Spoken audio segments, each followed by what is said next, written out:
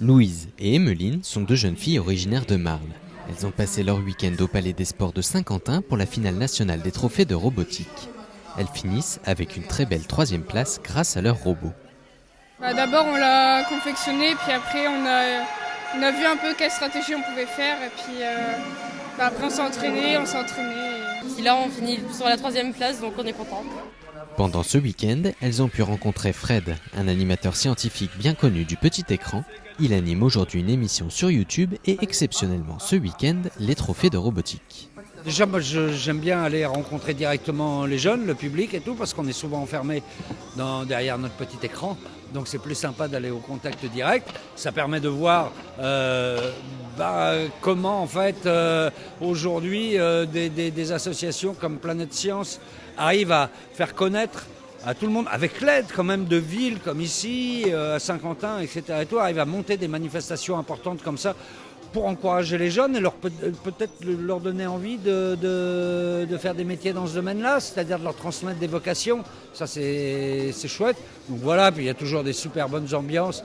Un bon état d'esprit, mais aussi de belles innovations comme ce robot venu de Figeac dans le Lot, entièrement conçu par les jeunes.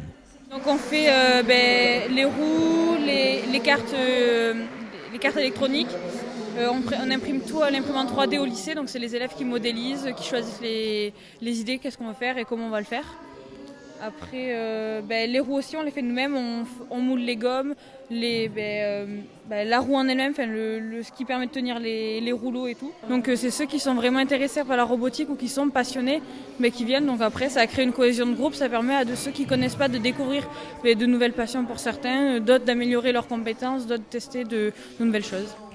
Dimanche 16h30, c'est l'heure de la finale. Elle oppose deux équipes axonaises, les Atomiens de Saint-Richaumont et Charlemagne-Méchain de Laon. À la fin, ce sont les Lannois qui s'imposent. Ça fait 3 ans qu'on attendait ce trophée-là.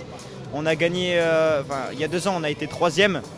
Et cette année, on est enfin premier. On est super fiers parce que ça a été difficile en Picardie, mais on a su remonter la barre en championnat de France. Alors, on est une grande équipe à Laon, donc du club Charlemagne, du collège et aussi du lycée, qui nous a aidés à nous fournir le matériel et l'aide nécessaire.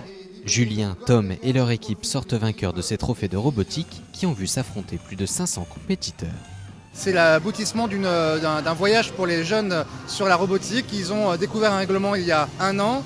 Avec leurs équipes, avec leurs enseignants, ils ont réalisé un robot et ils se sont qualifiés en région. Et puis là, c'est la consécration en finale ici à Saint-Quentin pendant 2 jours. Ils réalisent leur rêve un petit peu de pouvoir se qualifier et arriver peut-être sur les phases finales. Pour Planète Science, l'association qui organise cet événement, c'est très important de pouvoir mettre en œuvre sous la forme d'une compétition, avec bien sûr du jeu, de la rencontre, de pouvoir mettre en œuvre des notions de projet auprès des jeunes qui vont devoir, sur la robotique par exemple, découvrir un règlement, imaginer un robot et ensuite réussir à avoir une conception, faire peut-être des expériences, peut-être même se tromper et à la fin arriver à la compétition pour pouvoir présenter leur travail. Pendant 2 jours, les jeunes ont pu discuter, rencontrer des enseignants, des chercheurs, des personnes qui sont intéressées à ce domaine-là et ont pu partager. Voilà. Ils ont peut-être découvert peut-être une fonction prochaine, une passion, on va voir. Voilà.